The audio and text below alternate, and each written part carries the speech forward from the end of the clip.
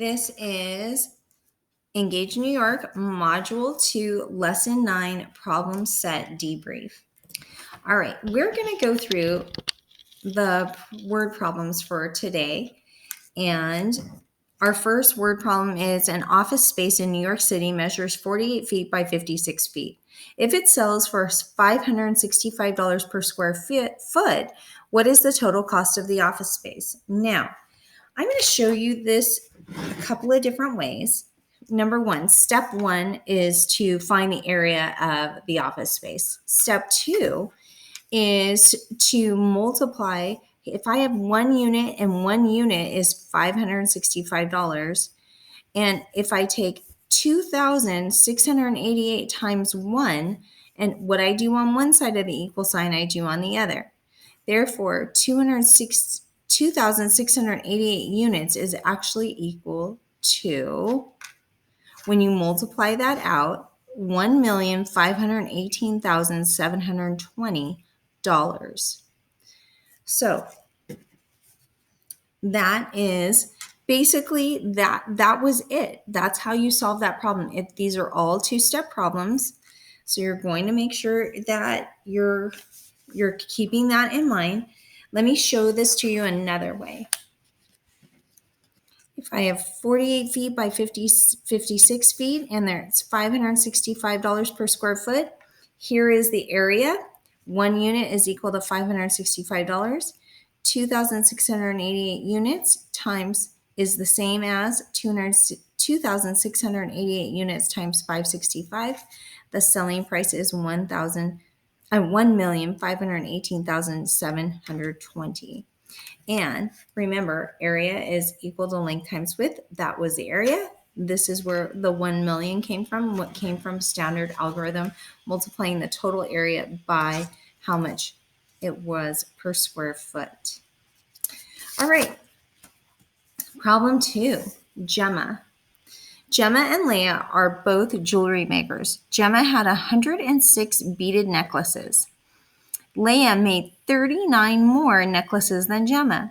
Each necklace they make has exactly 104 beads on it. How many beads did both girls use all together while making their necklaces? Okay, so all together. All together, you're going to think addition. So here's Gemma, and Leah made the same as Gemma, but plus 39 more. So Leah has 106 plus 39 more. Well, Leah has 106 plus 39 is 145. So if each necklace has 104 beads on it, and she has 106, and she has 145, well, you need to use standard algorithm, or you can use an area model to solve the multiplication and add up the two numbers. Let me show you. Gemma, 106 necklaces. Leah equals 35 more necklaces than Gemma. Here is the tape diagram showing that. Leah has 106 plus 39, which is 145. Here's Gemma. Here's the number of beads. Here's Leah. Here's the number of beads. Here is the area model to show the multiplication. Here's the area model to show the multiplication. Adding up the two numbers, 26,104 beads all together. All right. Moving on. The second part of this problem, at a recent craft fair, Gemma sold each of her necklaces for $14. Leah sold each of her necklaces for $10 more. Who made more money at the craft fair? And how much more? So Gemma sold it for $14 each necklace, 106 necklaces for $14. Leah did 14 plus 10 times 145. She had 145 necklaces. So when you multiply that out and you do the standard algorithm or the area model to multiply that out, you're going to get Gemma ends up with $1,484, and you're going to subtract $3,480, you're going to end up with $1,996. Then, so here's the standard algorithm for those two problems. Now, Leah made more money than Gemma. So this is how much Leah made. This is how much Gemma made. How much more did she make? She made $1,996 more. Okay, problem 3. Oh, let me go ahead and show you it this way as well.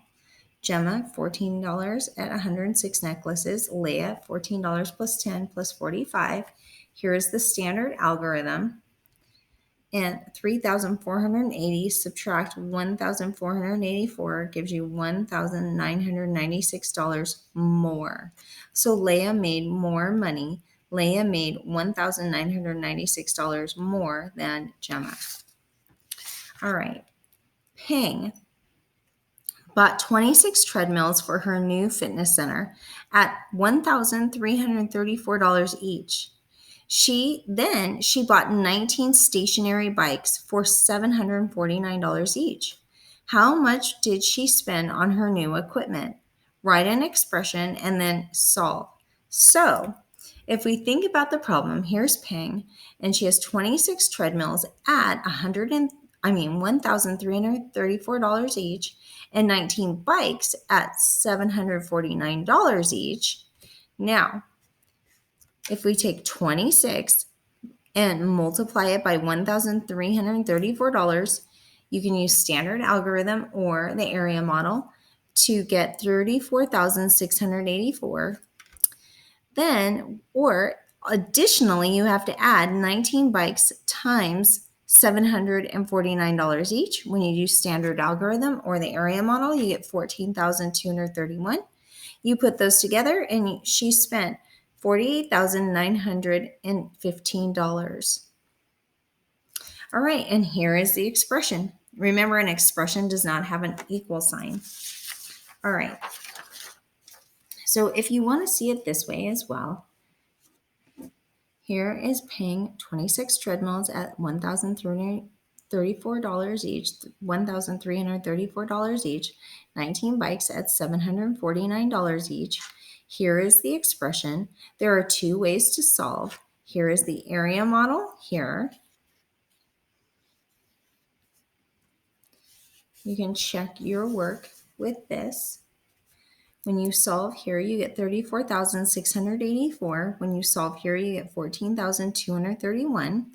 When you put the two together, you get 48,915. When using the standard algorithm, here is standard algorithm. Here is standard algorithm. Put them together and you get 48,915. All right. So yes, there's it when you're multiplying, you can use standard algorithm or you can use the area model. All right. Problem 4. A Hudson Valley farmer has 26 employees. He pays each employee $410 per week. After paying his workers for 1 week, the farmer has $162 left in his bank account. How much money did he have at first? Well, he has 26 employees. He spent $410 each on each employee per week. After paying, he has $162 left. So let's think about it. So here's 26 employees times $410 plus he has $162. So if you multiply this out, you end up with $10,660 plus $162. He started, how much money did he have at first? He had $10,822.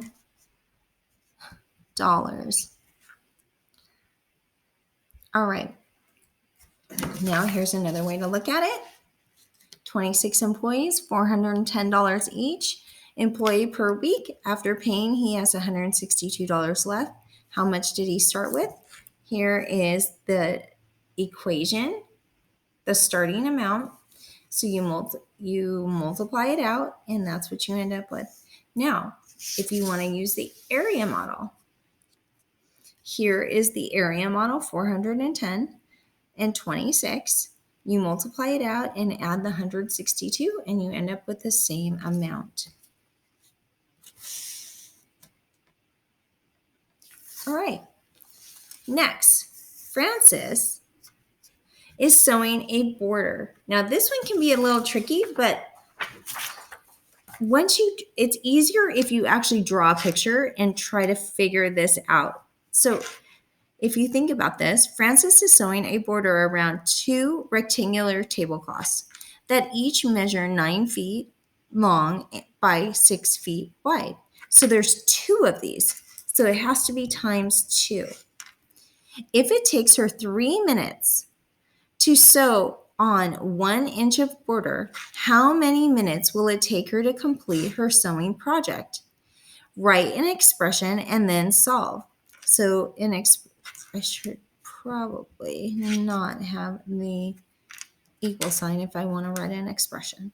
So twice, she has to do this twice. Now remember, it's 9 by 6 and 9 by 6. That would be going around a rectangle, around the rectangle.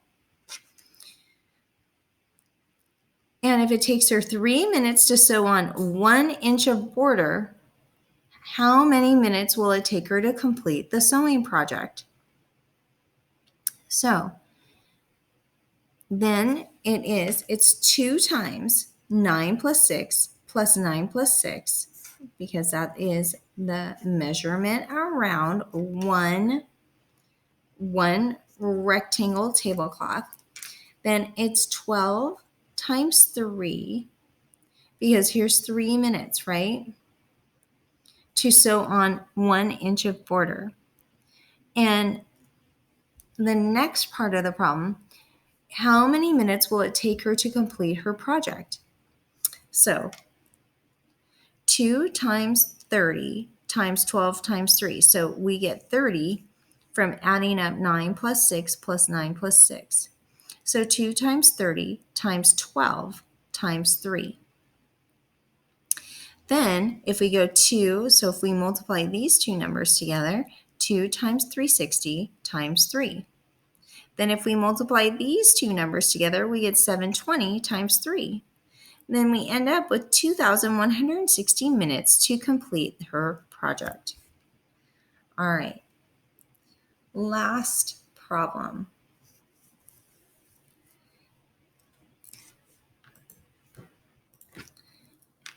All right, I just want to go back to problem 5 really quick. So two rectangles. Here is this is the perimeter of the 2 rectangles. And then here, there are 4 sides to the rectangle. 4 times 3 is 12 times 3. 2 times 30 times 12 times 3. 2 times 360 times 3. Here's 2 times 360 is 720 times 3, 2,160 minutes to complete her project. Okay, that pesky little 12 there, you had to think about there are 4 sides, and it takes 3 minutes to just do to sew on 1 inch of border. So 3 times 4 is 12. All right. Problem 6. Each grade level at Hooperville schools has 298 students. To begin with, if there are 13 grade levels, how many students attend Hooperville schools? 298 times 13, you get 3,874. There are 3,874 students attend Hooperville schools. Then a nearby district, Wellington, is much larger. They have 12 times as many students. How many students attend schools in Wellington? Well, you have to take the total from here, multiply it by 12, and you get 46,488 students attend schools in Wellington. All right, so you have all you need now, after going through this debrief, to successfully complete the exit ticket and the homework. So the homework's going to like match exactly the types of problems and the type of solving we did in the problem set. Don't forget to use this chart to help you solve the problems that follow. All right, I'm sure you will do very well. Go back and rewatch the video if you have any questions, and come with questions tomorrow if you still have them.